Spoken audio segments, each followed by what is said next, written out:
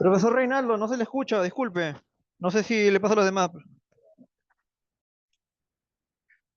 Muchas gracias, Jonathan, por la, por la gentileza. Voy a hacer como que empiezo de nuevo, ¿ya? Voy a hacer como que empiezo de nuevo. Muy buenas noches, estamos aquí en esta quinta sesión, ¿no? Del curso de procedimientos parlamentarios en la bicameralidad. Y esta noche vamos a hablar acerca de dos temas que tienen que ver con la investigación parlamentaria y con la acusación constitucional, ¿no? Sin embargo, tengo que hacer una breve síntesis de lo tratado con anterioridad y en tal sentido diré que el marco en el cual se ha desarrollado o se viene desarrollando este curso de procedimiento parlamentario es un marco que fue dado en la primera clase respecto a los alcances y limitaciones que tiene el modelo bicameral aprobado por la ley 31988. Después hemos entrado en la materia propiamente del curso y hemos visto el procedimiento parlamentario bicameral en el área legislativa, es decir, en cuanto a la función legislativa se refiere. Y ese enfoque, ¿no? Desde el área legislativa ha dado como resultado una serie de reflexiones sobre el papel que tiene el Parlamento en la Cámara de Diputados y el papel que tiene el Parlamento en el Senado de la República, ¿no? Hemos realizado diversas reflexiones sobre el procedimiento adoptado para la dación de la ley, ¿no? Y la ley formal que ha aprobado el Poder Legislativo, al ser enviada al Poder Ejecutivo, eh, puede sufrir la promulgación, ¿no es cierto?, y publicación de la norma, o sufrir también la observación presidencial. Una de las cosas que hemos hecho notar al tratar el tema de la observación presidencial a una ley formalmente aprobada por el Parlamento es que la observación presidencial debe ceñirse a la ley, al texto de la ley acordada por el Congreso. Y digo esto porque nada puede ser observado si es que es inexistente. La observación es sobre algo que existe, que se da, que tiene presencia, y lo que tiene presencia para el Poder Ejecutivo es el texto de la norma, aprobada. Si hay observaciones del Poder Ejecutivo es sobre el texto de la norma aprobada. Pueden ser observaciones sobre el tratamiento de la materia, pueden ser observaciones sobre técnica legislativa, o sea, la organización del texto propiamente dicha, pueden ser observaciones sobre la oportunidad o no oportunidad de la dación de la ley, lo cual es un asunto de carácter político, ¿no es cierto? Pero pueden haber ese tipo de observaciones, pero no pueden haber observaciones sobre lo que la ley no dice. Si esto es así, y el Poder Ejecutivo entendiera, como lo ha hecho repetidas veces, que no se ha legislado en parte y que la ley se encuentra en ese sentido limitada por la ausencia de normas que la complementen, ¿no? De normas que la complementen, esa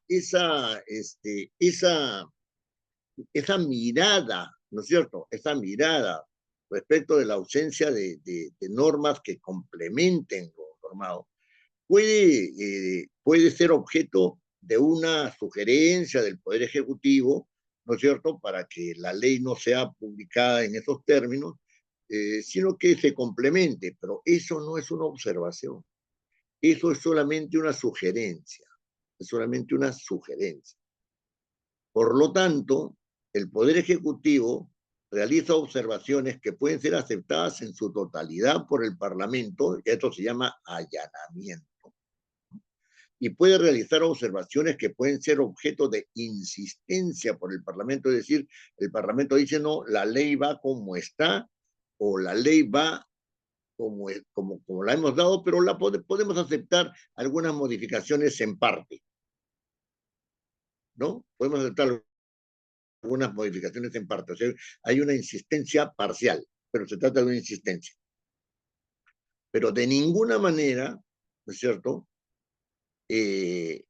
una sugerencia que pueda hacer el Poder Ejecutivo respecto de la ausencia de algunas normas que serían necesarias, o sea, un tratamiento más amplio de la materia o más preciso sobre la materia, ¿no es cierto?, pueden ser objeto de la reconsideración del Parlamento, porque no darían lugar a una reconsideración si es que se aceptaran las sugerencias, sino darían lugar a que la comisión, ¿no es cierto?, a que la comisión que dictaminó, ¿no es cierto?, ese proyecto, ¿no?, que ha llegado al Poder Ejecutivo, se haga cargo de esas sugerencias, se haga cargo y se reinicia el procedimiento, porque el Parlamento tiene que pronunciarse sobre si esas sugerencias son válidas o no son válidas de parte del Poder Ejecutivo. O sea, allí no estamos ante una observación, sino ante una sugerencia de que se apruebe un texto distinto, un texto nuevo, ¿no es cierto? Y eso significa que se inicia nuevamente el procedimiento porque tiene que pasar por comisiones, tiene que ser aprobada el dictamen en comisiones y tiene que ser aprobado ese nuevo texto en el Pleno del Congreso. No, la reconsideración no puede dar lugar a un nuevo texto. Y en ese sentido, la propuesta de un nuevo texto que está en el reglamento de la Cámara de Diputados aprobado el día martes de esta semana es un error. Es un error. Eso viola un principio básico de que el procedimiento parlamentario está sujeto a una determinación por el voto tanto de la Cámara de Diputados en sus comisiones como en su pleno, ¿no? Además, de esto, hemos entrado ya propiamente en asuntos relacionados con el control político, ¿no? Y hemos visto, ¿no?, como parte del procedimiento de los actos de control político, ¿no?, unas instituciones jurídicas que son la interpelación, la censura y la cuestión de confianza, ¿no? No voy a entrar en detalles de recapitular todo esto porque es un asunto ciertamente de detalles, ¿no? El procedimiento es un asunto de mucho detalle, ¿no? Pero en cuanto a la censura, tengo que decir que la interpelación puede terminar en una censura, pero también pueden ser objeto de censura las participaciones de los ministros o del presidente del Consejo de Ministros, no solamente en una interpelación, sino también con motivo de una invitación o de una presencia voluntaria en el Parlamento, ¿no? Esto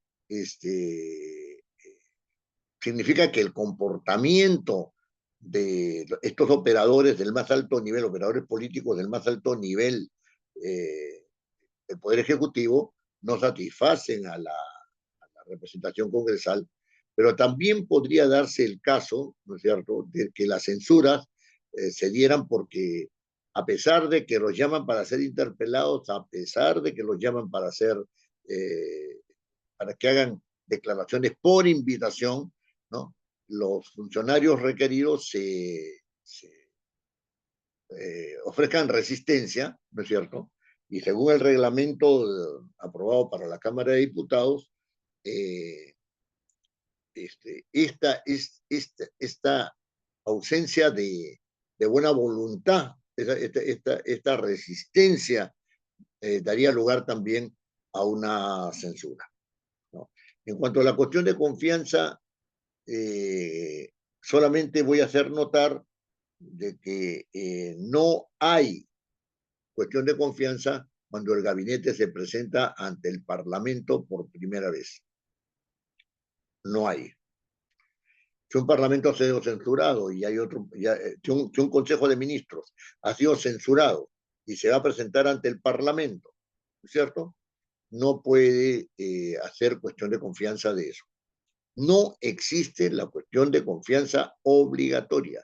Existe la cuestión de confianza potestativa. El presidente del Consejo de Ministros puede hacer cuestión de confianza, ¿no es cierto?, por algo que sea de la política, referido a la política general del gobierno. Los ministros pueden hacer cuestión de confianza respecto a asuntos propios de su portafolio, ¿cierto?, de su ámbito de competencia. Pueden hacer cuestiones de confianza. Pues. Es claro también, vale precisar que el Poder Ejecutivo no puede hacer cuestión de confianza de asuntos que no son de su competencia. Sobre esto se ha pronunciado con claridad el Tribunal Constitucional. No pueden hacerse cuestiones de confianza sobre asuntos que no son de competencia del Poder Ejecutivo. Solo los ministros en el Pleno del Congreso, no desde afuera, ¿no?, pueden hacer cuestión de confianza. Esa cuestión de confianza es potestativa. Cuando se presenta un nuevo gabinete, se debate la política general del gobierno y no debe el presidente del Consejo de Ministros hacer de su presentación una cuestión de confianza. No puede, ya. En la reforma no se deja de lado la cuestión de confianza. En la reforma se dice con toda claridad, en esta instancia no se plantea cuestión de confianza. O sea, hay una prohibición a ese respecto. Bueno,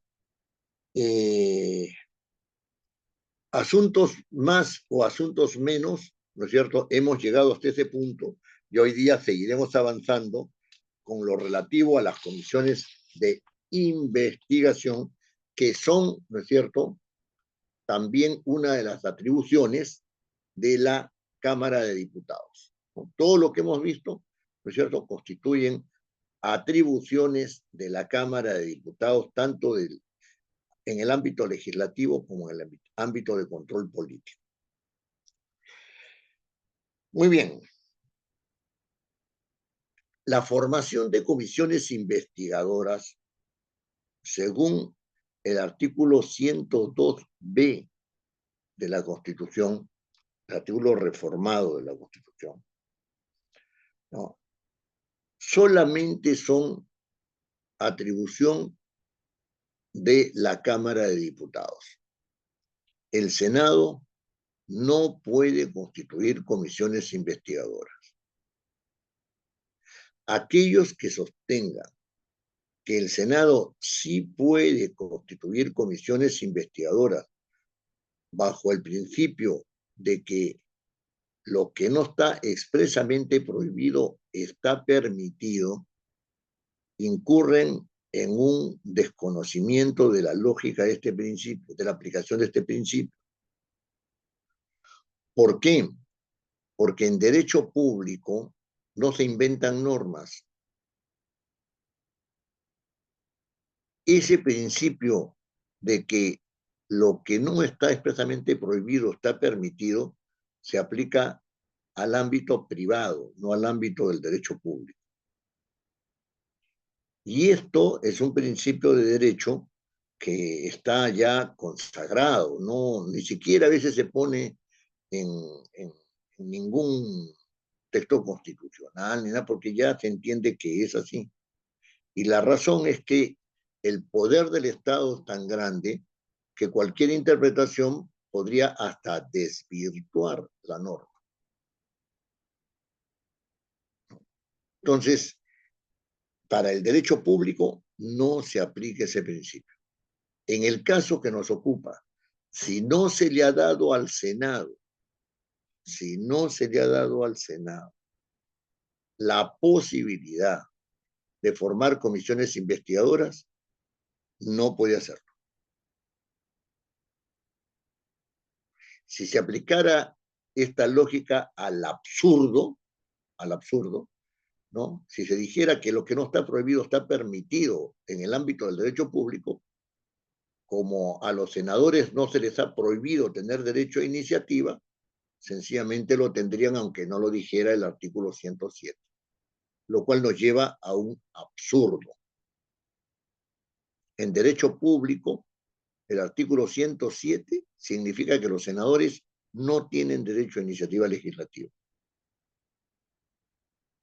Y en derecho público significa también que solo los diputados tienen derecho a la formación de comisiones investigadoras. Ahora bien, ¿cuál es el objeto de las comisiones investigadoras? En el artículo 97 de la Constitución, 97 de la Constitución, se dice con toda claridad que el Congreso puede iniciar, perdón, la Cámara de Diputados puede iniciar investigaciones sobre cualquier asunto de interés público.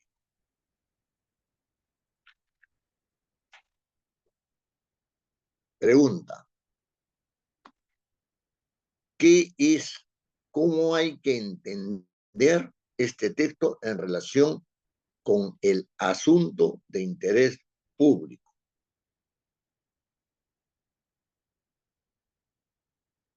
Si me sigo haciendo preguntas, diré lo siguiente. Un asunto de interés público es, para tomar en el sentido literal la norma, es un asunto que se hace público, pues cualquier asunto que se hace público. Y entonces, si cualquier asunto que se hace público, entonces sobre ese asunto puede tomar, ¿no es cierto?, acciones en la Cámara de Diputados y formar una comisión investigadora.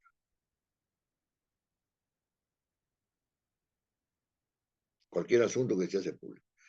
Esta manera de interpretar la norma, ¿no es cierto?, es una manera de interpretar que nos conduce inmediatamente a una relación falsa con el mundo de los hechos, con el mundo fáctico.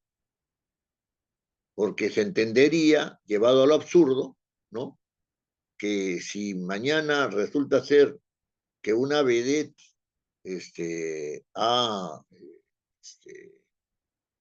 ha reunido con un grupo de congresistas, entonces hay que hacer una comisión investigadora sobre la reunión de la vedette con el grupo de congresistas, ¿no? O si se robaron dos reses en un lugar, ¿no es cierto? Hay que hacer, y eso produce un cierto escándalo, entonces hay que hacer una comisión investigadora. No va por ahí el asunto. Yo también podría hacerme otra pregunta. Todo asunto de interés público es un asunto estatal, o dice público, ¿no? Asunto de carácter público, aunque no sea privado, ¿no? Lo público y lo privado lo público y lo estatal es lo mismo. Evidentemente no.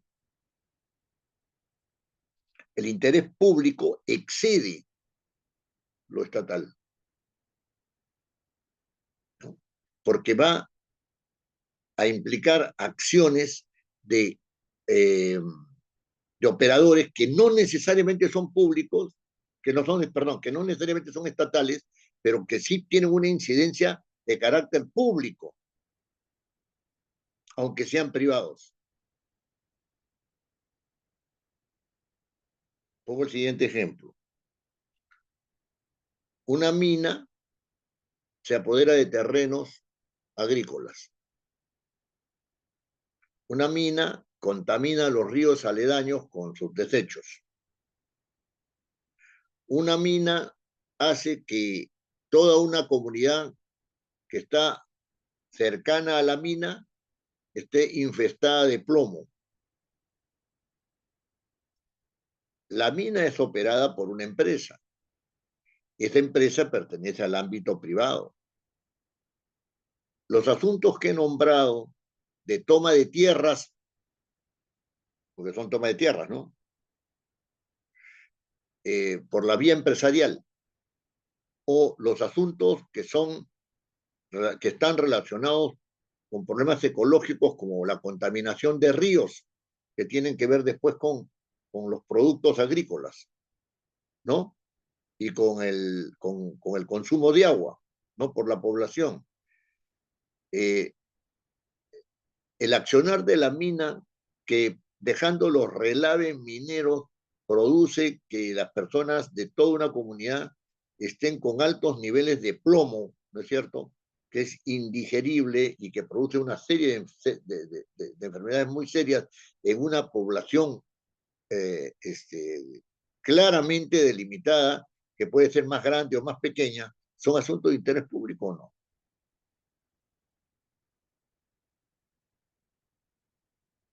Entonces hay que entender el asunto de interés público como un asunto de incidencia en la ciudadanía, ¿no? Que tenga una dimensión que afecte, ¿no es cierto? Que afecte los intereses de una buena parte de la población, aunque no sea de la totalidad de la población.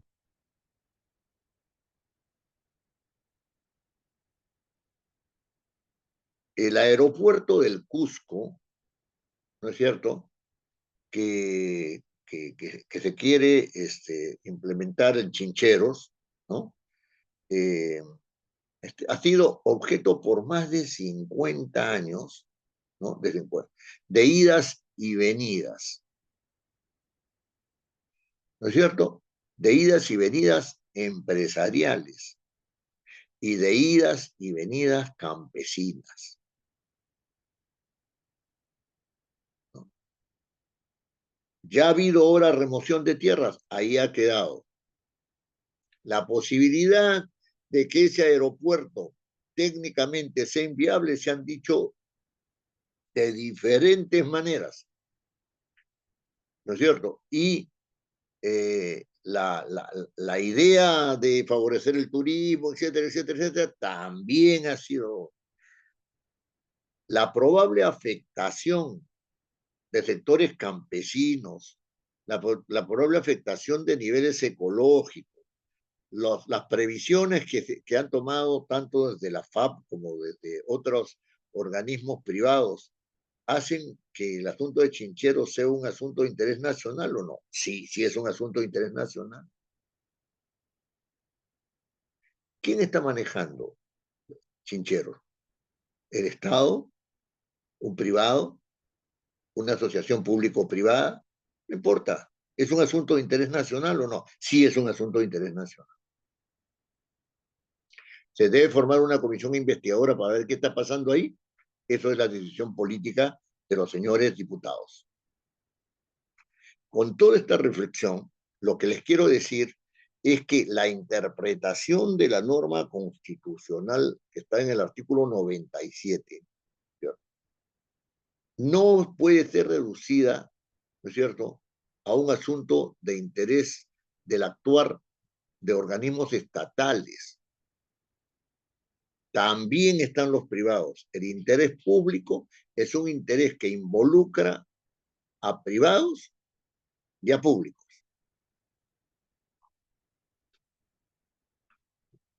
Si yo quisiera hacer una reflexión seria sobre el impacto que está teniendo el puerto de Chancay, no vería solamente el problema relacionado con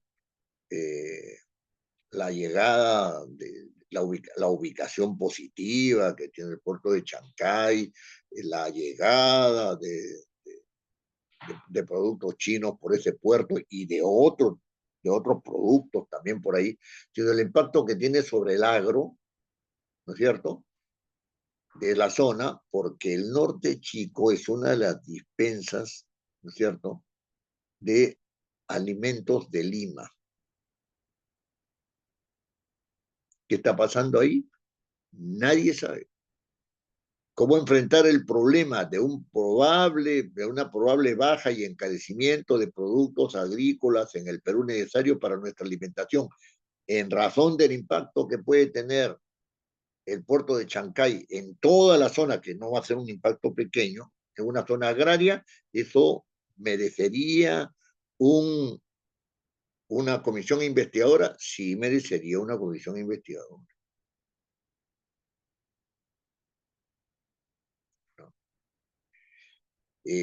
Hay asuntos relacionados en la selva, por ejemplo, con la deforestación. ¿Qué está pasando? Nadie sabe y no nos interesa. Se han formado comisiones especiales para ver qué pasa por ahí y nada más. Pero la responsabilidad de las comisiones, que implica la asunción de conclusiones por parte de una comisión investigadora, alcanzan a altos y a pequeños funcionarios y también a privados. Muy bien. En realidad, cuando se habla acerca de comisiones investigadoras, es un poco difícil, eh, separar. Me refiero a la observación de la legislación que tenemos sobre esto, ¿no?, a la normatividad que tenemos sobre esto. Es un poco difícil entender cómo en la normatividad a este respecto, o sea, que el desarrollo de la disposición constitucional 97, ¿no?, en el reglamento del Congreso, ¿no?, separa la naturaleza de una comisión investigadora del procedimiento. Desde mi punto de vista, lo adelanto para que la mirada sea clara y puedan ustedes disentir o no, ¿no? Adelanto esto porque hay aspectos de la normatividad de las comisiones investigadoras que tiene que ver con su organicidad, o sea, con el órgano, cómo se establece el órgano que va a realizar la comisión investigadora, pero desde mi punto de vista no están claros los procedimientos de actuación de la comisión investigadora. Veamos. Según el artículo 162 del reglamento, ¿no?, que se ha aprobado, ¿no?, del nuevo reglamento de la Cámara de Diputados, ¿no?, las comisiones investigadoras se forman, se constituyen, ¿no es cierto?, a través de un pedido que se tramita mediante una moción de orden del día, ¿no? Hay una moción de orden del día que concluye, la Cámara de Diputados acuerda primero formar la comisión investigadora sobre tal materia, ¿no es cierto? Muy bien. Entonces, los congresistas deben redactar, ¿no es cierto?, una moción de orden del día por la que se solicita que se forme una comisión investigadora determinada. Se presenta la moción pasa a la agenda y cuando se está en la sesión y se trata la formación de esta comisión investigadora, la moción tiene que ser admitida y se admite con el voto de 42 diputados. ¿Es bajo? Sí. ¿Por qué? Porque las mociones de orden del día de formación de comisiones investigadoras, ¿no es cierto?, tienen que ver con las minorías, no tienen que ver con las mayorías. Entonces, la votación es baja por eso. Entonces, 42 diputados votan a favor y queda, digamos, aprobada la moción. A sugerencia del presidente, la moción, la comisión, ¿no? Es conformada. Se puede estar conformada por entre 5 y 9 diputados. Dice la norma que para que esta conformación sea adecuada debe siempre guardarse la proporcionalidad de integrantes en razón de la presencia de los grupos parlamentarios. Bueno, yo aquí tengo que hacer alguna reflexión porque la presentación también tiene como requisito que la presente un grupo parlamentario determinado. O sea, una comisión investigadora, ¿cierto? La moción es presentada por un grupo parlamentario, ¿no? Y su conformación, una vez aprobada por el Pleno de la Cámara de Diputados, tiene que contemplar la proporción entre los grupos parlamentarios. La pregunta que yo me hago es la siguiente. Siempre me la paro haciendo. Los grupos parlamentarios pueden condicionar la formación de una comisión investigadora y si no son los grupos parlamentarios que se propone, ¿no pueden formarse una comisión investigadora?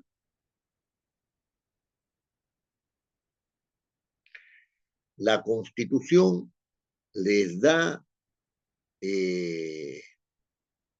derecho a los grupos parlamentarios para que sean ellos los que hagan una moción de orden del día para formación de comisiones investigadoras? No.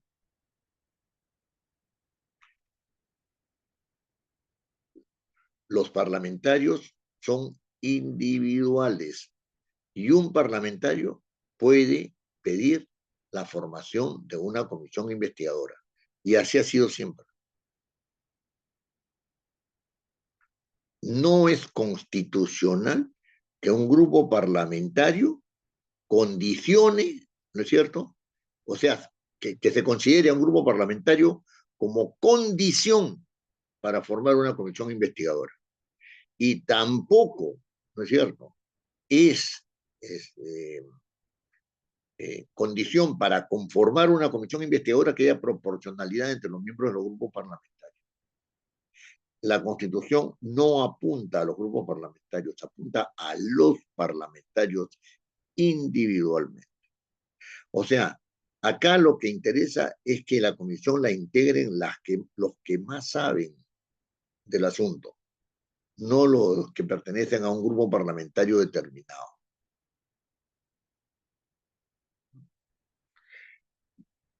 Ahora bien, aquí hay un asunto que también hay que hacerlo relevar, ¿no? O sea, debe ser motivo de reflexión. Cuando se habla de la presentación de la moción de orden del día, ¿no es cierto? Se habla de que tiene que estar suscrita por 42 diputados. 42 diputados. Entonces, hay una norma que dice que no pueden integrarla no pueden integrar la comisión, ¿no? Los que han suscrito la comisión investigadora, los que han suscrito la moción de orden del día. O sea, hay 42, perdón, hay todos los miembros del grupo parlamentario que han pedido la moción de orden del día porque tienen que firmar todos los del grupo parlamentario, porque dice por un grupo parlamentario, ¿no? Ellos no pueden formar la comisión investigadora. O sea, en el momento en que ellos firman para formar una comisión investigadora, quedan excluidos de poder conformar esa comisión investigadora. Eso es un absurdo.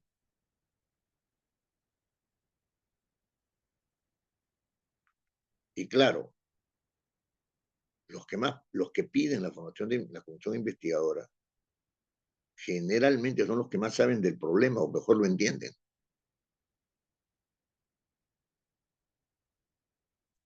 Y los que lo conforman, ¿no es cierto? Pueden ser personas que lo entienden o no lo entienden, pero que pueden no tener el mayor interés, ¿no es cierto? O pueden tener un interés distinto a los que a los miembros del grupo parlamentario que la han presentado.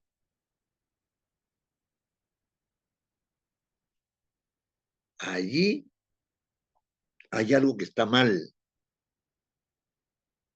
Hay algo que está mal. No puede prohibirse a quien ha firmado, ¿no es cierto?, una comisión, la moción de orden del día para formar una comisión investigadora que la integre. No puede, no puede. No hay razón de ser. No hay, a ver, un solo argumento para que no sea. Un solo argumento. No, yo no he encontrado ninguno. Sí he encontrado argumentos favorables. Si él desea que se forme una comisión investigadora, yo creo que sea parte. Pues. Si se demuestra que hay una incompatibilidad o intereses, digamos, o conflicto de intereses, sería lo más claro, tendrá que retirarse al congresista. Pero ¿por qué va a tener necesariamente conflicto de intereses? ¿Quién ha firmado, no es cierto?, la presentación de una moción de orden del día? Bueno, varias reflexiones. Se ha conformado la comisión investigadora, los miembros están claramente precisados, ¿no es cierto? Porque todo eso se hace en el Pleno del Congreso, ¿no? Y la comisión tiene que instalarse. Según el reglamento de la Cámara de Diputados, se instala dentro de los 5 días posteriores a la recepción de la información de que son miembros. O sea, a cada miembro se le dice, ha sido usted designado como miembro, ¿no es cierto? Se formaliza eso. Hay se le convoca a la primera sesión para tal día, ¿no? La comisión investigadora es sobre un asunto de interés público, no sobre un asunto personal. Cuando yo estuve trabajando en una comisión investigadora, la comisión investigadora se llamaba, era la comisión investigadora sobre el asunto del señor Belaúnde del Ocio, ¿no es cierto?, y sus implicancias en no sé qué sus relaciones con los municipios en el Cusco y en varios sitios, los gobiernos regionales, etcétera, municipales. ¿Tenía nombre propio? No. El asunto de interés público es un asunto, no una persona. Y en consecuencia, el nombre de la comisión tiene que revelar que se trata de un asunto. Que hayan implicancias del señor Belaúnde del Ocio, del director del Hospital Anchorena del Cusco, o relaciones con gente del gobierno regional de Ancash o de la municipalidad de no sé dónde, ese es otro tema.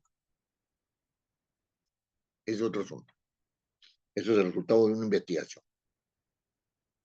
Ahora, ¿qué plazo tiene la comisión investigadora para emitir su informe?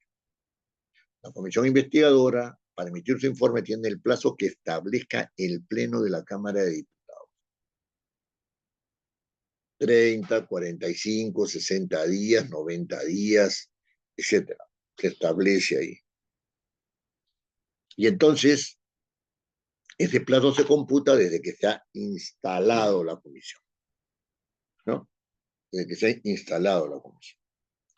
Ahora, estas comisiones investigadoras funcionan también durante el receso parlamentario. Y ojo, que cuando se dice que las comisiones investigadoras funcionan durante el receso parlamentario, lo que se quiere decir es que la Cámara de Diputados y el Senado no están en funciones.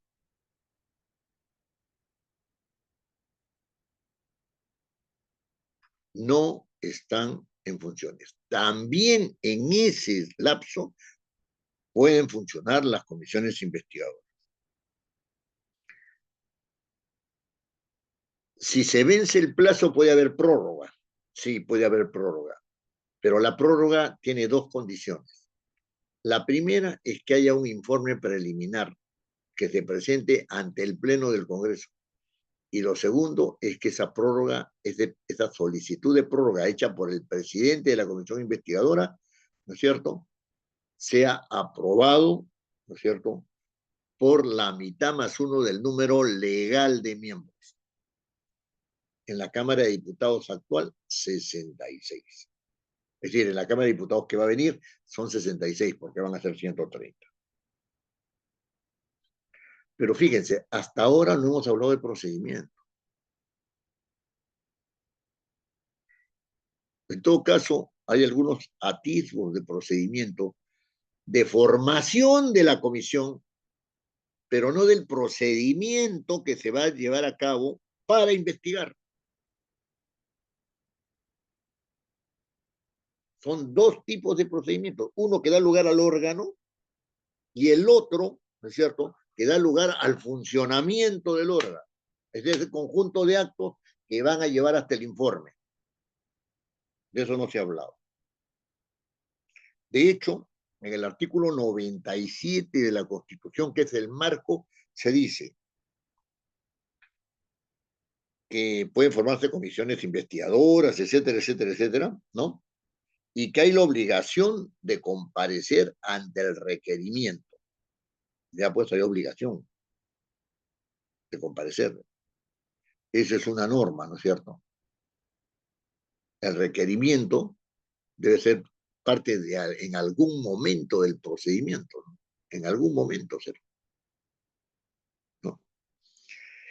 Que también la comisión puede ejercer apremios. ¿Cuándo? ¿En qué momento? ¿No es cierto? Los apremios propios del procedimiento judicial, es decir, puede detener a la persona, etcétera. Vamos a ver eso con mayor detenimiento. ¿Puede levantar el secreto bancario y la reserva tributaria? Sí. ¿Cuándo? ¿En qué parte del procedimiento? O sea, está diciendo en qué consiste, cómo está conformada la comisión y cómo y qué atribuciones tiene. ¿No es cierto? Ya, muy bien. Después dice en el artículo 165 del reglamento que está desarrollando, ¿no es cierto?, esta comisión investigadora, dice, las sesiones son reservadas. Ya pues, ¿dónde está el procedimiento ahí? Las sesiones son reservadas, ¿no es cierto? El levantamiento de la reserva solo se hace a pedido de 2 de los integrantes de la comisión y tiene que ser aprobada por un acuerdo de mayoría. Allá, perfecto.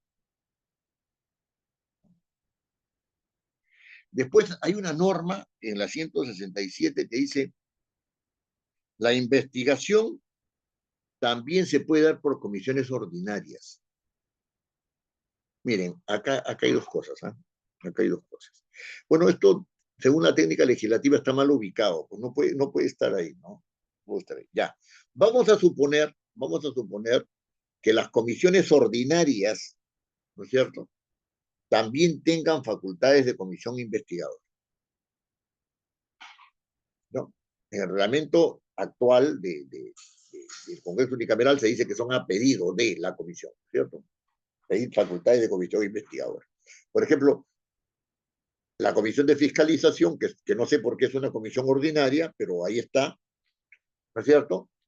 Pidió facultades de comisión investigadora para ver el asunto de la red de prostitución sexual que había en el Parlamento. Que fue una payasada, porque no había ninguna red. Había sí actividad sexual, eso sí, pero red armada ahí, financiada por los congresistas, otra cosa. Pero no se la dieron, también se puede denegar, ¿no? Pero a ese respecto yo quiero decir lo siguiente, ¿no? Si uno mira las estadísticas de dictamen, de dictámenes aprobados, ¿no es cierto? De dictámenes aprobados, que es la actividad que realizan en la práctica las comisiones ordinarias de dictámenes aprobados, no superan el 30% en promedio. Hay un 70% de proyectos que no son dictaminados.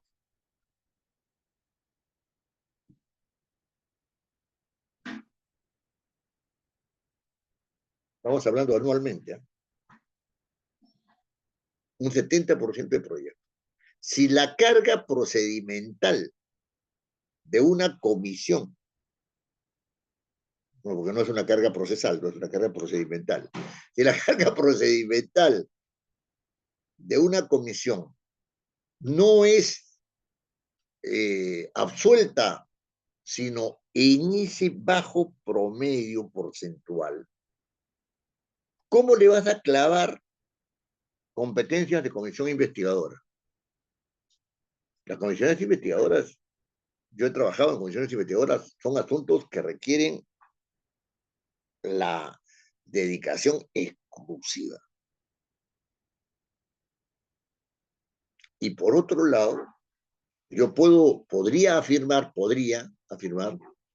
de que darle competencias de comisión investigadora a una comisión ordinaria es debilitarla por dos lados. La comisión ordinaria deja de dictaminar para dedicarse a investigar. Pero hay un lado que no es el de la comisión, sino que es el de las comisiones investigadoras. O sea, no formamos comisiones investigadoras porque ya las comisiones ordinarias pueden. Hay un debilitamiento de las comisiones investigadoras porque su función la está asumiendo la comisión ordinaria. Entonces, es una cosa que no tiene esta norma, ¿no? Que está en el artículo 167 del reglamento aprobado, no tiene absolutamente ninguna razón de ser. No tiene razón de ser. Deja las comisiones ordinarias que dictaminen. Ahí hay mucho que hacer en la organización de las comisiones ordinarias. Déjalas que dictaminen. Crea tu comisión investigadora cuando haya un asunto de interés público, ¿no es cierto? Que por su naturaleza sea necesario de investigación por el Parlamento.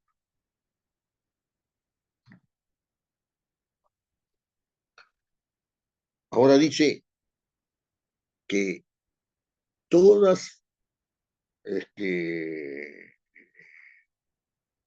tienen que levantarse, pueden levantarse los derechos, algunos derechos de los comparecientes, ¿no? De los comparecientes, ¿no? Claro, un compareciente, según también el reglamento, es aquel que es citado por la comisión, ¿no? Porque la comisión encuentra que debe dar información, que debe aclarar algunas cosas respecto de lo que la comisión está investigando, ¿no? Pero acá se dice que se les puede suspender el secreto bancario y la reserva tributaria. Yo me he preguntado lo siguiente, ¿no? O sea, la comisión cita a una persona por primera vez. ¿Es un compareciente o es un invitado? El señor da su testimonio y a la comisión no le interesa más y jamás lo vuelve a citar. ¿Cuándo pasa uno de invitado a compareciente?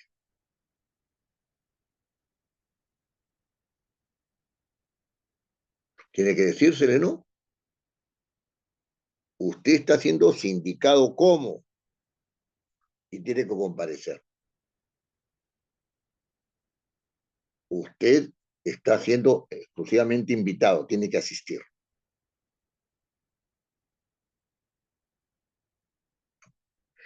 Ese límite en el cual la comisión investigadora tiene que diferenciar, ¿no es cierto?, quién está metido en el asunto de interés público y quién solamente va porque se entiende que hay una relación y que de ahí puede haber algo y de repente no lo hay, ¿no es cierto? Tiene que haber alguna forma de diferenciar y de establecer cuál es el criterio por el cual un invitado puede pasar a ser comparecente. Tiene que haber algún criterio. Actualmente ese criterio lo establece el Pleno de la Comisión, ¿no? Pleno de la Comisión. Hay algunos derechos que pueden ser suspendidos, etcétera, de los comparecentes, dice, de los comparecentes. Sí, el secreto bancario y el de la reserva tributaria. Hay que hacer una solicitud, en el caso del secreto bancario, a la Superintendencia de Banca y Seguros, y, y hay que hacer otra a la SUNAT, ¿no? A la Superintendencia Nacional de Administración Tributaria, ¿no? Y otra a la SUNAT. ¿No? Cuando se realiza este pedido, estos dos entes tienen que responder en 3 días, ¿no? En 3 días. ¿Puede ejecutar algunos apremios la comisión? Sí, puede ejecutar algunos apremios, ¿no? Puede ejecutar algunos apremios. Si la persona se resiste, etcétera, no hace caso omiso, etcétera, entonces la puede detener de grado o fuerza, ¿no? O también puede pedir allanamiento domiciliario, ¿no? Pero todo esto tiene que ser autorizado por un juez. Y un juez especializado en lo penal. O sea que se supone que hay delito. Y cuando uno se plantea esto, que se supone que hay delito, entonces la comisión investigadora, ¿no? Está metiéndose en el ámbito del Poder Judicial. La pregunta es, ¿este asunto de interés público es justiciable o no es justiciable? Esta comisión puede ejercer estos apremios, ¿no es cierto? Y además puede oficiar al juez especializado bajo la presunción de que hay delito para realizar una conducción de grado fuerza, es decir, capturar a la persona y a su vez realizar un allanamiento. Acá hay un asunto que debemos reflexionar con seriedad respecto de la función de la comisión investigadora. Si la función de la comisión investigadora es detectar de que hay delito,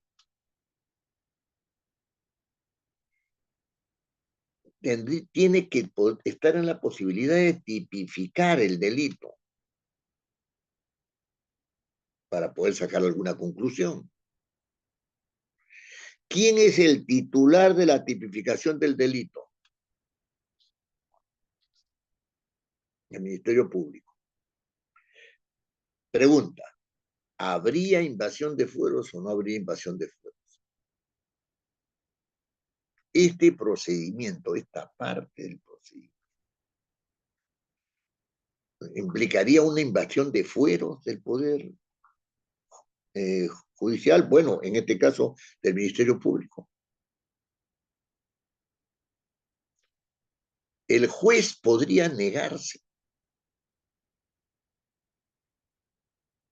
diciendo que esto supone una titularidad, la invasión de la titularidad del Ministerio Público, podría negarse.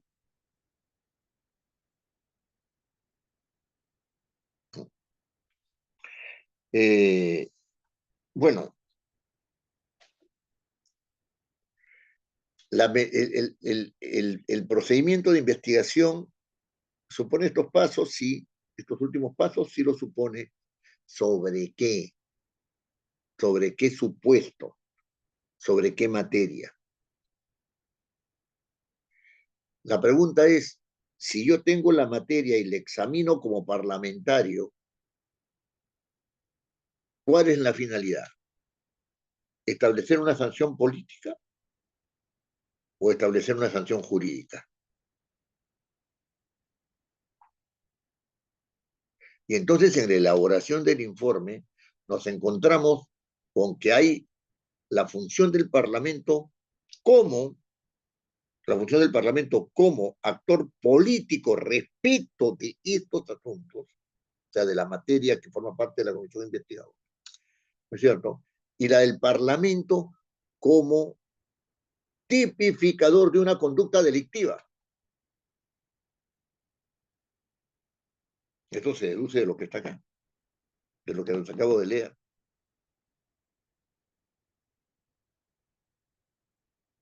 Entonces, la comisión investigadora agarra y dice si se presume que hay el delito tal, eso supone una tipificación del delito.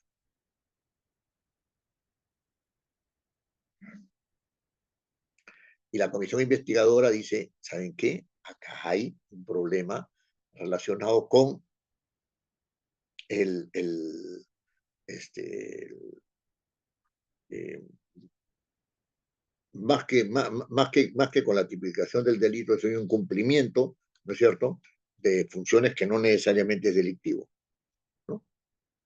Pero está apuntando generalmente a la tipificación del delito. ¿Puedes hacer es una comisión investigadora o no?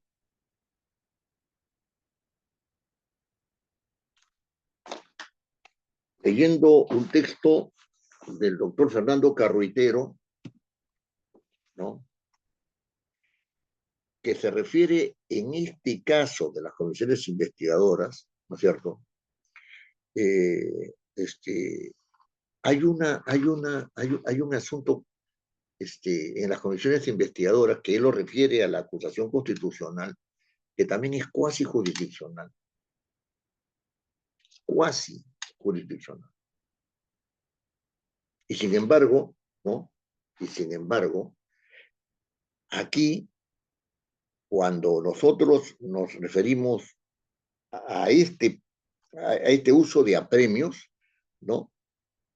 Estamos nosotros intentando tipificar un delito asumiendo una competencia que no la tenemos.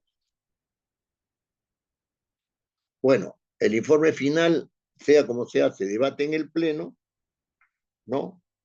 Y ese debate puede ser, de hecho, ese debate es público, porque el informe se ha hecho público, pero si el presidente de la comisión investigadora dice que el debate sea privado, lo más probable es que el presidente acceda a que el debate sea no privado, sino que sea reservado, ¿no? Ahora, aquí, justamente porque hay presunción de delito, hay que derivar todo al Ministerio Público, ¿no? Se aprueba el informe y se deriva al Ministerio Público. Pero en el caso de los altos funcionarios contemplados en el artículo 99 de la Constitución, que tienen la prerrogativa de la acusación constitucional, la comisión no le queda otra, ¿no es cierto?, que derivar todo esto a la Comisión de Acusaciones Constitucionales de la Cámara de Diputados. Pregunta, ¿una comisión puede acusar constitucionalmente a altos funcionarios? ¿Una comisión del Parlamento? ¿Una comisión investigadora puede acusar a los altos funcionarios del artículo, contemplados en el artículo 99 de la Constitución? ¿Lo puede hacer?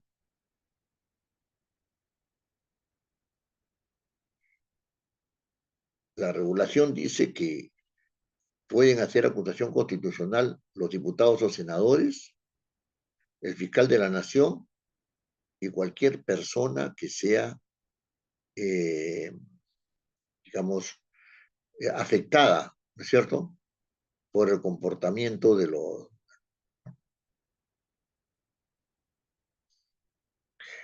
Cuando dice eso, referido a la acusación constitucional, no está diciendo que las comisiones del Parlamento pueden acusar constitucionalmente. La pregunta es, si una comisión deriva toda la comisión de acusaciones constitucionales, ¿quién se hace cargo de la acusación constitucional? Ese es un vacío que no está llenado. ¿Quién se hace cargo de la acusación constitucional? Porque el que se hace cargo de la acusación constitucional, como veremos, tiene que ir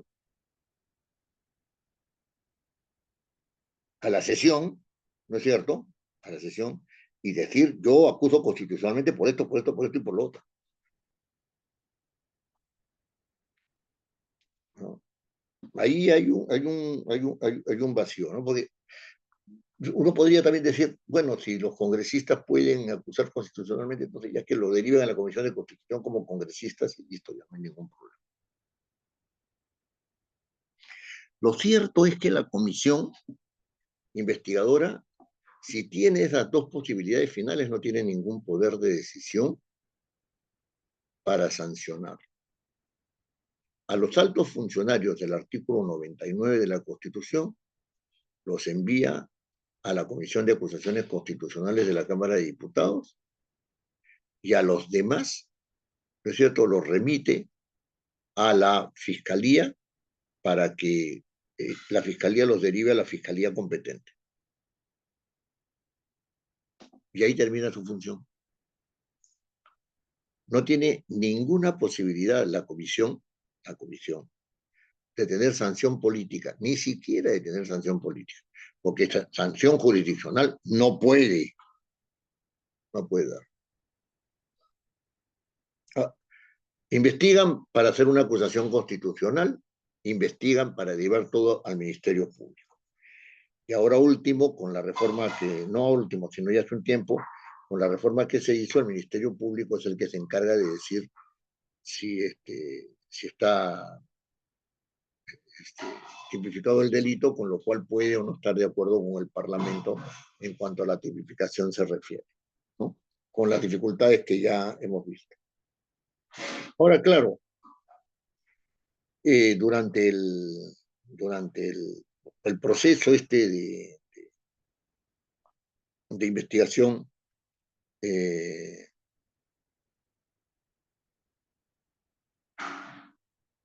hay un asunto que, que es novedoso, ¿no?, que es novedoso. En el sentido siguiente, ¿no? Fuera del proceso, o sea, si bien se pueden iniciar investigaciones sobre asuntos de interés público, etcétera, y se alude al artículo 99, ¿no?, en el cual pueden estar incursos algunos de los que forman parte que tienen la prerrogativa de la acusación constitucional y otros no. Una pregunta que vale la pena plantearse es, ¿los gobernadores regionales pueden ser objeto de llamado, ¿no?, para, en el caso de un asunto de interés público que tenga que ver con su actuación como tales? Porque el artículo 143, ¿no es cierto?, del reglamento, ¿no?, establece que los gobernadores regionales, ¿no?, tienen la obligación de asistir cuando son convocados por el Congreso. Que estén sujetos a investigación, puede serlo, no hay problema.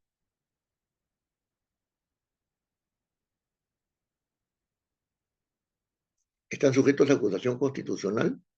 No lo están, porque no están en el artículo 99 de la Constitución.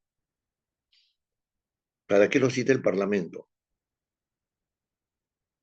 Para investigarlos. Para eso no es necesariamente dar la norma, ¿no? ¿Para qué hay esa norma si ya ellos pueden ser investigados. Hay normas que no tienen mayor sentido, ¿no? Lo que sucede es que el Parlamento ha llamado a los gobernadores regionales, muchas veces yo estoy en un IDO, no tenemos obligación de asistir. No tenemos obligación de asistir. Y no han ido, y no ha pasado nada. Con esta norma han querido obligarlos a qué? ¿A qué han querido obligarlos? A que informen, ¿no es cierto? Porque a que sean investigados, pueden ser investigados, a que informen. ¿Será suficiente dar una norma para que los gobernadores tengan la obligación de informar ante el Parlamento? ¿No? Ahí hay algo que no está claro, ¿no? Hay algo que no está claro. Muy bien. Hemos, digamos, concluido este primer acercamiento, ¿no? A las comisiones investigadoras, es decir, al proceso de investigación. Hay un libro que ha sacado el Parlamento que fue coordinado por el doctor Chirinos, José Carlos Chirinos, que me parece que ahora está como secretario técnico de la Comisión de Transportes, ¿no? Justamente sobre las comisiones investigadoras, ¿no? Yo, a más tardar mañana, voy a pasarles la versión, la versión de este texto al chat del grupo, ¿no? Ese texto es muy enriquecedor, pero los problemas que he planteado están, este, están siempre, ¿no? Están siempre. Este texto fue hecho por un grupo de secretarios técnicos muy versados, ¿ah? Muy versados, que conocían este tema, y el doctor Chirinos tuvo la virtud, ¿cierto?, la fortaleza de poder aglutinar, ¿no es cierto?, todas las intervenciones, etcétera. Así que es un muy buen trabajo. Muy bien, ahora vamos a entrar, si es que no hay ninguna pregunta, ¿no es cierto?, al tema de la acusación constitucional, ¿no? El tema de la acusación constitucional. ¿Hay alguna pregunta respecto de lo que acabo de exponer? Profesor, Sí. ¿Jonathan? Sí, no lo escucho bien, Jonathan.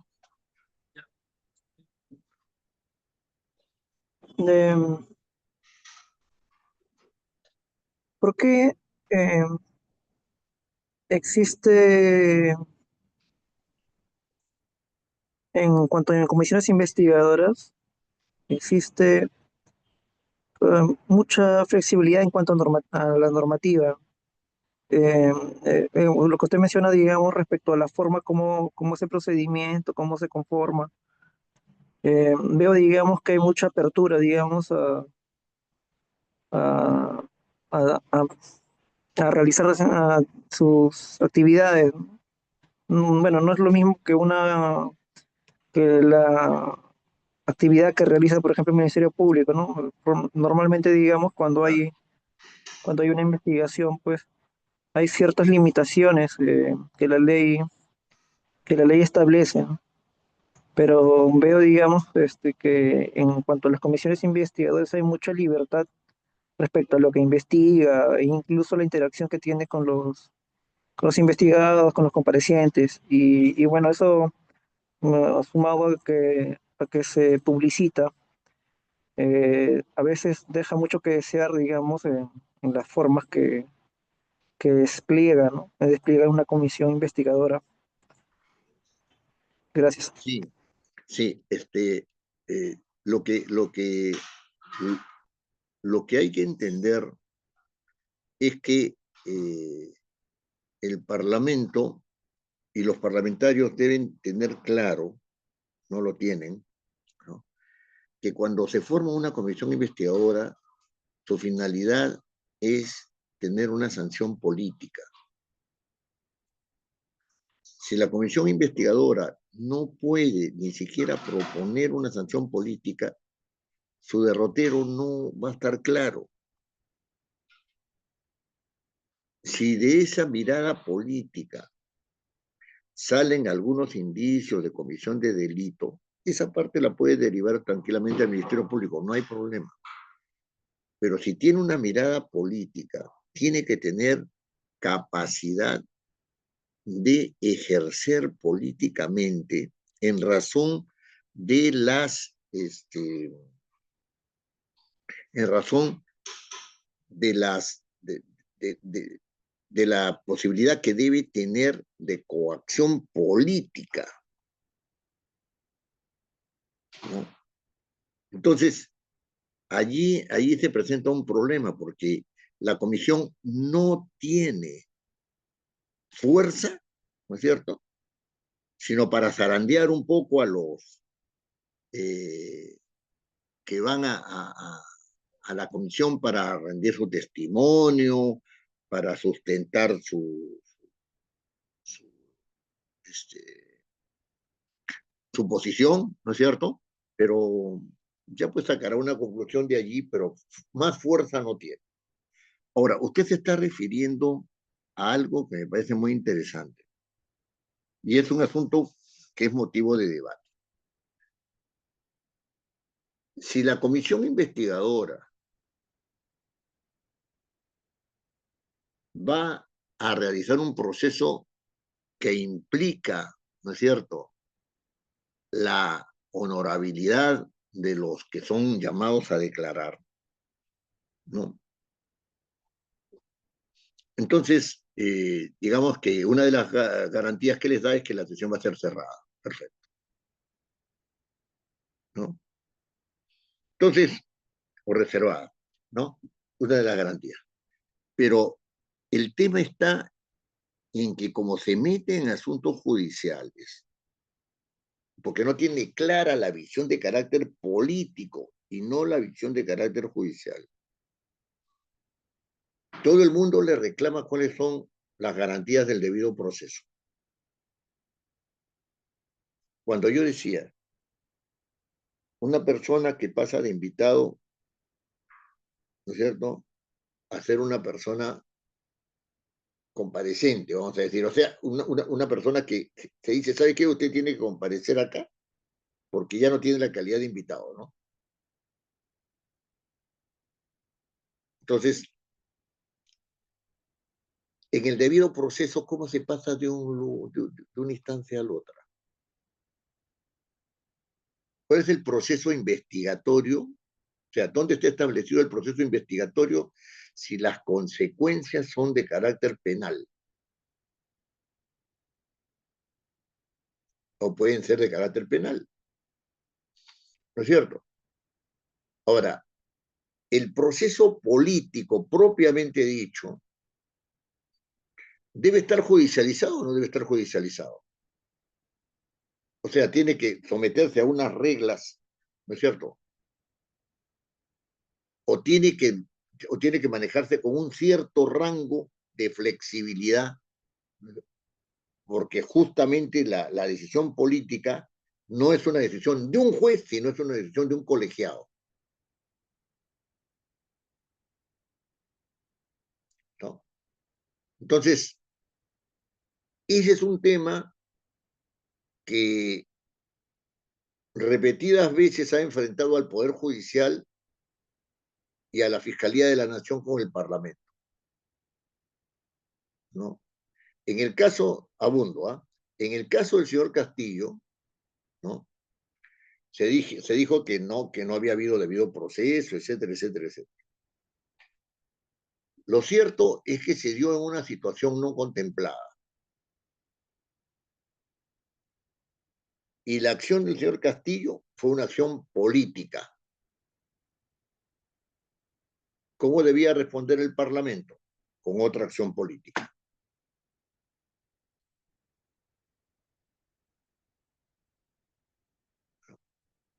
Han habido ahí varias interpretaciones que se requerían 104 votos, etcétera. No, eso no es cierto. Eso no es cierto. Se requerían 104 votos para un tratamiento distinto, diferente, pero no 104 votos para pronunciarse. No se requerían esos. Hay que leer bien el reglamento. Pero en todo caso, esto revela también, ¿no es cierto?, que los que postulan la judicialización de los actos del Parlamento y por lo tanto la injerencia del Poder Judicial dentro del Parlamento, ¿no es cierto?, no se han dado cuenta del carácter político del Parlamento, ¿no?, que tiene que jugar con ciertas flexibilidades de carácter político, porque las sanciones van a ser políticas. Una sanción política no te mete a la cárcel. Una sanción política no te restringe el patrimonio. Una sanción política no te impide salir del país. Una sanción política sencillamente te puede hasta inhabilitar para el ejercicio de la función pública, ni siquiera para el ejercicio de la función, para todo tipo de ejercicio. ¿Se dan cuenta? El Parlamento ha perdido la visión política por someterse a la judicialización. Entonces, estas comisiones investigadoras adolecen de una perspectiva correcta, pero además de adolecer de una perspectiva correcta, política, una perspectiva política, donde el consenso se forma en un grupo, ¿no es cierto?, que es un grupo donde hay diferentes tendencias, ¿no?, de diferentes tendencias, allí es donde se forma el criterio político, ¿no? Y si no se forma, no se forma, pues, ¿no? Por los votos, van a mandar los votos. Al final, ¿no?, esa falta de dirección política de las comisiones investigadoras las debilita. Y también quedan debilitadas porque ni siquiera pueden proponer sanción política. Ni siquiera pueden proponer sanción política.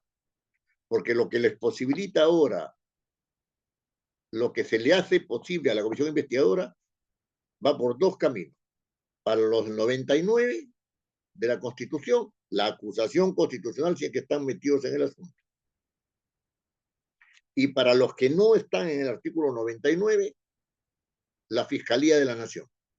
Y por lo tanto, después el Poder Judicial, dependiendo de lo que la Fiscalía entienda. ¿No? Las comisiones investigadoras en el Parlamento, y esto ustedes lo pueden ver en el Parlamento de Estados Unidos, en el Parlamento de Inglaterra, ¿no es cierto?, de Italia mismo, ¿no?, tienen capacidad de sanción. Acá esta comisión investigadora no tiene capacidad, ni capacidad de sanción política. Y cuando usted me habla de ciertas flexibilidades, yo creo que las flexibilidades ciertas flexibilidades se tienen que dar, ¿no es cierto?, y que tampoco tiene que descuidarse el debido proceso parlamentario.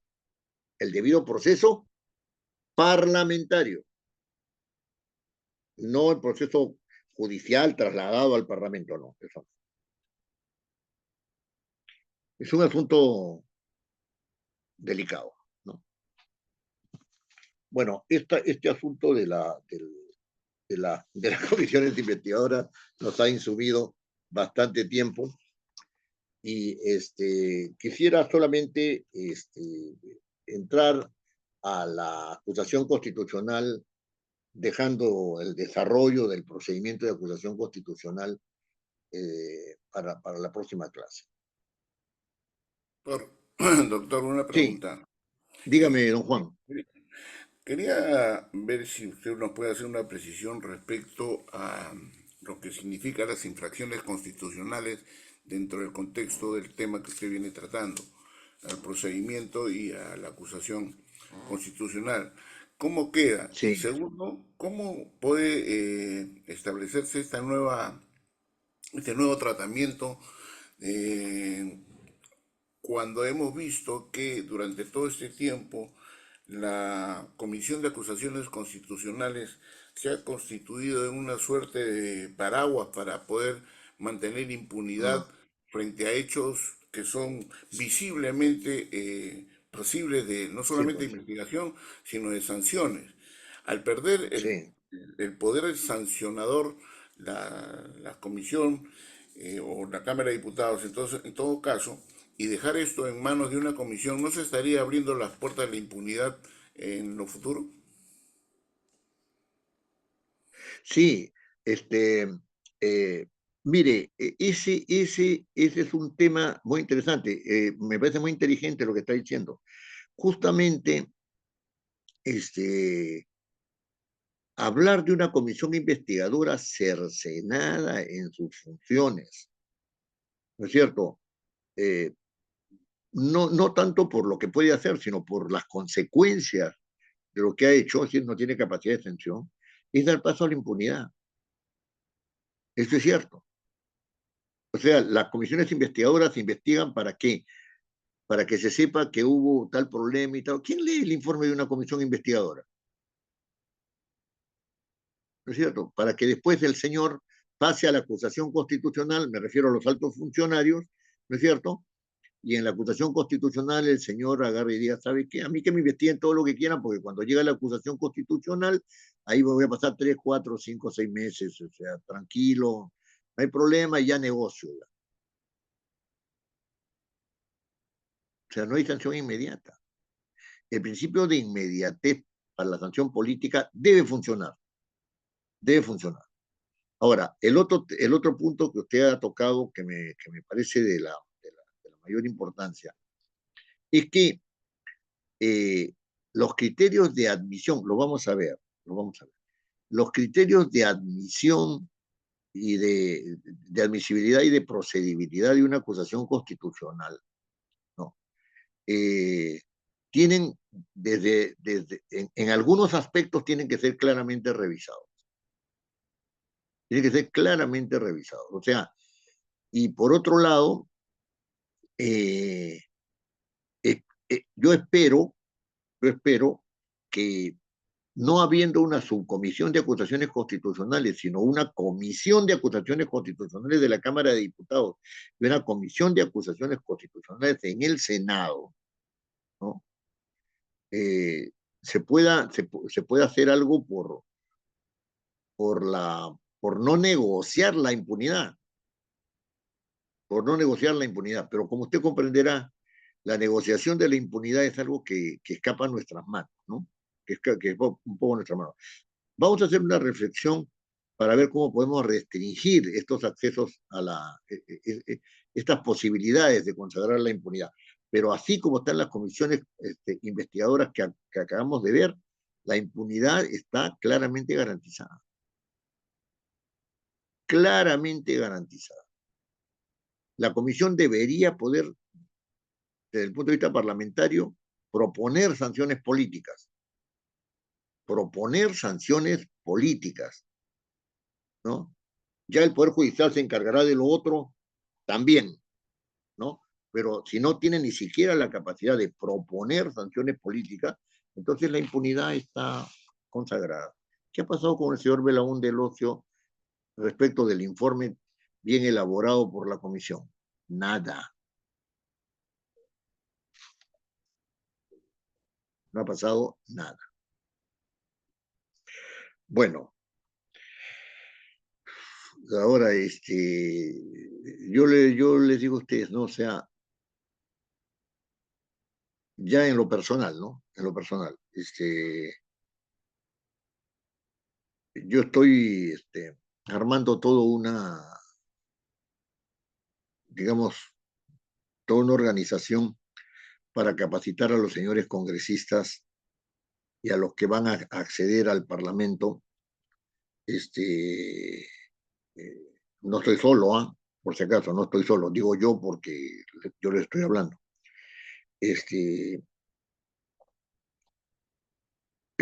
Pero fíjese, si los futuros congresistas no entienden de qué se trata el Parlamento,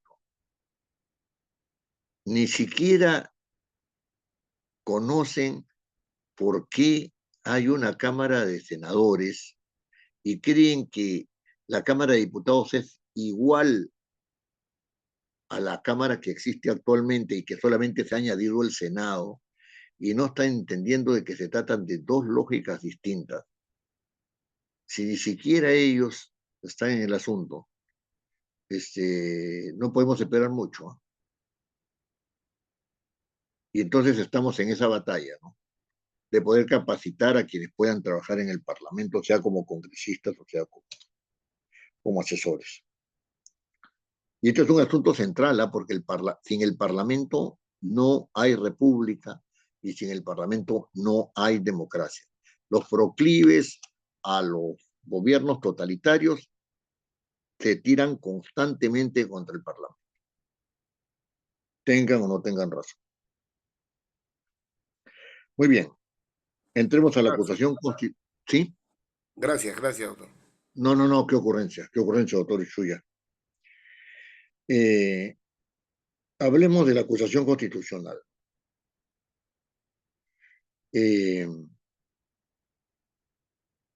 La acusación constitucional puede derivarse de una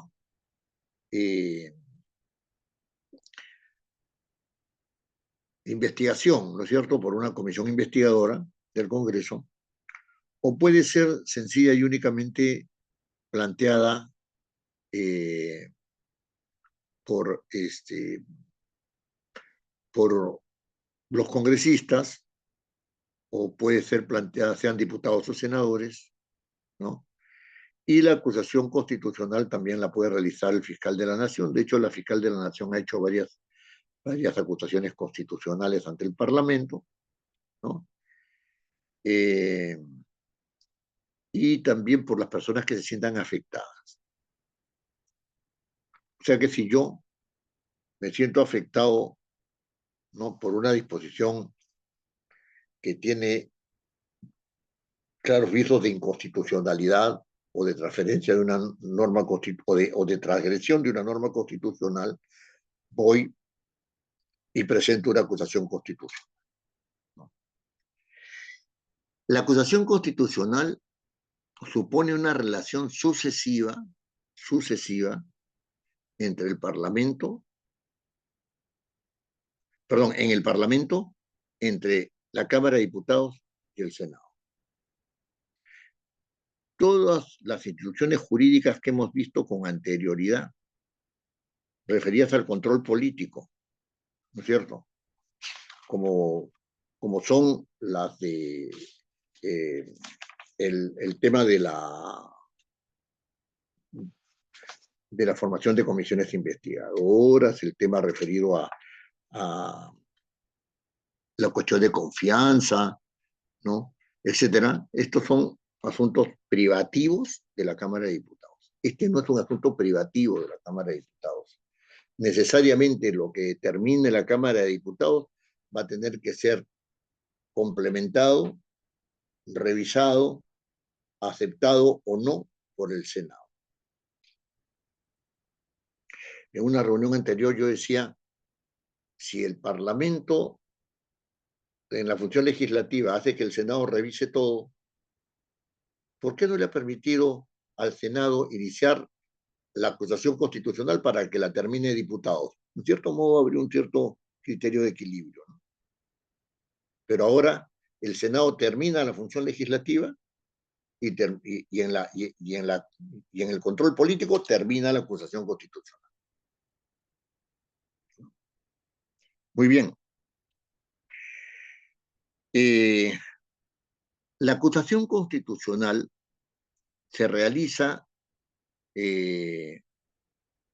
por dos hechos. Por haberse incurrido en infracción de la Constitución o por haber un delito en el ejercicio de la función pública. No es un delito común, ¿eh? Es un delito en el ejercicio de la función pública. Si el señor Santibáñez, que es tan vapuleado, ¿no?, con razón o sin razón, yo no lo sé porque no estoy siguiendo este caso, ¿no?, comete un delito en el ejercicio de la función pública, recibe, por ejemplo, un pago fuera de una coima, ¿no?, puede ser acusado constitucionalmente, sí, puede ser. Pero si el señor Santibáñez mata a una persona, no tiene derecho a la acusación constitucional. Son delitos en el ejercicio de la función pública. en su función de ministro, en su función de presidente, ¿no es cierto? Sujetos a la acusación constitucional. Entonces, en el artículo 99 solamente se otorga esta prerrogativa, ¿no?, a los más altos funcionarios del Estado. En el artículo 99 se dice lo siguiente. No estamos todavía hablando de procedimiento.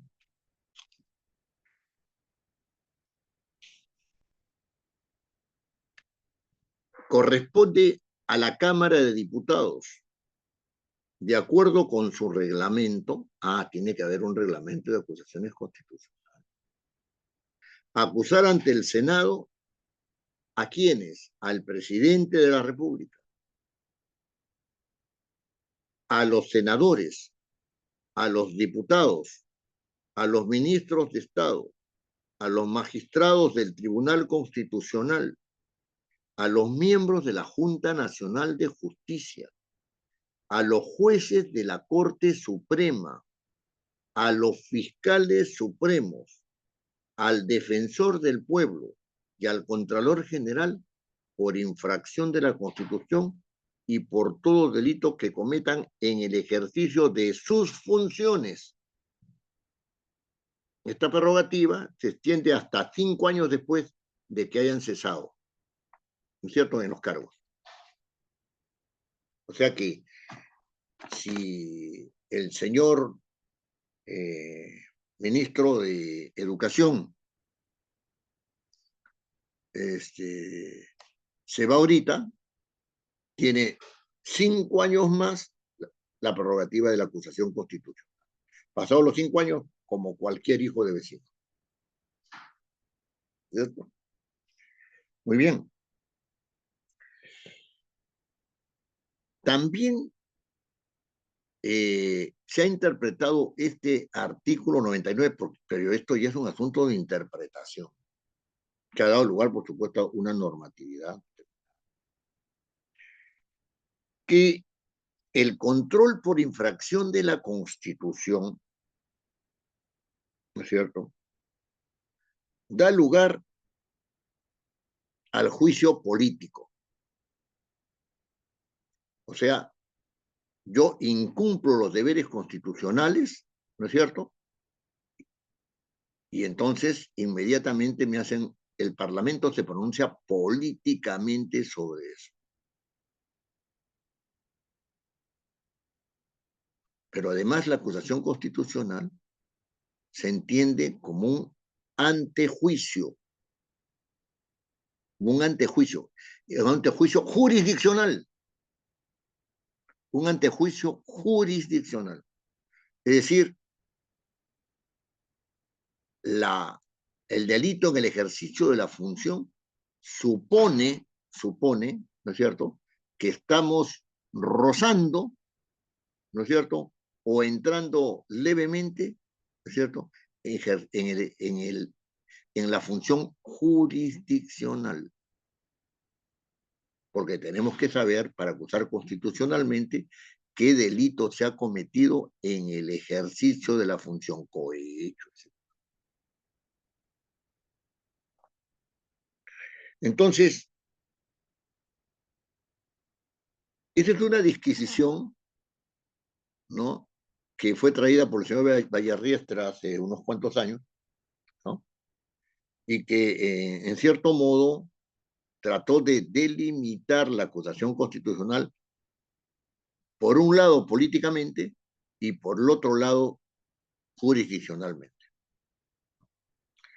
Y es por eso que la acusación constitucional apunta a establecer responsabilidades respecto de la infracción de la Constitución y responsabilidades respecto del ejercicio de las funciones.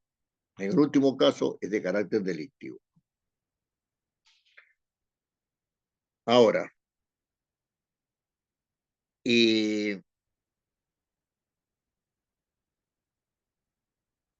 los órganos los órganos que tienen que ver con la acusación constitucional en el Parlamento, los órganos políticos que tienen que ver con la acusación en el Parlamento, son la Comisión de Acusaciones Constitucionales de la Cámara de Diputados, la Comisión de Acusaciones Constitucionales del Senado y los plenos de cada Cámara. En el caso de los diputados, una acusación constitucional vista por el Pleno puede arribar a establecer cuál, si hay lugar o no a formación de causa, ¿no? Si hay lugar o no a acusación ante el Senado, ¿no? Y en el caso de que, en el caso del Senado, a establecer o no la sanción política correspondiente y la derivación de los actuados en el caso de presunción de delito ante el Poder Judicial. El doctor Carruitero, en este respecto, sostiene en una última publicación que el hecho de que se hable acerca de un delito en el ejercicio de la función coloca al Parlamento en un momento en el cual no se puede hablar, no se puede dejar de lado el aspecto jurisdiccional, pero como no le compete al Parlamento pronunciarse jurídicamente, él tipifica ese momento y con ello toda la institución de la acusación constitucional, ¿no es cierto?, como un procedimiento de control político cuasi jurisdiccional. Cuasi jurisdiccional. Muy bien. Vuelvo a sintetizar. Estamos ante un procedimiento bicameral, sucesivo. Bicameral sucesivo, ¿no? Que es diferente a un procedimiento bicameral coincidente, que son los casos en los cuales caen todos los asuntos que tienen que ver con, con la reunión de diputados y senadores en conjunto, ¿no? Acá tenemos un procedimiento bicameral sucesivo que tiene que ver con el comportamiento de los funcionarios contemplados en el artículo 99 de la Constitución respecto de si han o no infraccionado la Constitución o se han cumplido o se han incurrido en delito en el ejercicio de sus funciones. ¿Ya? Eso, ese, digamos, es el marco en el cual uno debe moverse respecto de la acusación constitucional, ¿no? Respecto de la acusación constitucional. La restricción, porque es restrictiva, ¿no es cierto? La restricción de poder presentar, ¿no es cierto?, acusaciones constitucionales está reservada a los diputados, senadores, al fiscal de la Nación y a las personas directamente afectadas, ¿no?, por una infracción de la Constitución o por un delito en el ejercicio de la función. Bueno, en este marco es que vamos a desenvolver el procedimiento, que es un procedimiento detallado, que tiene que ver con la presentación y con los requisitos de admisibilidad de la presentación de la acusación constitucional, con su calificación, con la investigación propiamente dicha. La calificación tiene que ver con una evaluación de los requisitos de admisibilidad, ¿no es cierto? Con la investigación, después con la participación de las personas que deben ser evidentemente notificadas y con la instrucción con una etapa instructiva, ¿no es cierto? Con una etapa instructiva, ¿no? Y con la sesión a la cual en este caso se le llama audiencia. Yo no sé por qué, pero El, el doctor Carruitero está haciendo pensar de que se llama audiencia por el procedimiento cuasi jurisdiccional. Y la aprobación por la aprobación por el Pleno del Senado, ¿no? Da lugar a la remisión del expediente, perdón, de la Cámara de Diputados, da lugar a la remisión al Senado, ¿no? Y la conformación de una comisión acusadora. Bueno, estos detalles los vamos a ver en la siguiente clase. Si hay alguna pregunta o comentario, les agradecería poder compartirlo. Doctor, una consulta. Al considerarse como un procedimiento cuasi jurisdiccional, se estaría gestando un peligro respecto al debido proceso, toda vez que por Sí, los mismos hechos podría estar siendo sujeto a dos procesos de investigación, con lo cual se daría pie a la excepción del nevis in idem. así Eh, es. Uno. Y dos, el tema también de respecto a la determinación de plazos, que no existen plazos perentorios fijados en la norma, no sé si en los reglamentos se podrán No, subsumir, pero esto es atentatorio contra el derecho del debido proceso y podría ser parte de una impugnación judicial o en el tema constitucional que realmente dejaría mal parado al Parlamento en este proceso de investigación y sus consecuencias, ¿no? Por un sí. lado. Lo otro es establecer que con respecto a la calificación de los probables delitos, hasta ahora se tenía como conocimiento dentro del control parlamentario el hecho de que existan solamente indicios razonables de la comisión de algún delito de función para poder Ujú, pasar esto a la fiscalía y etcétera, y seguir con el procedimiento sancionador.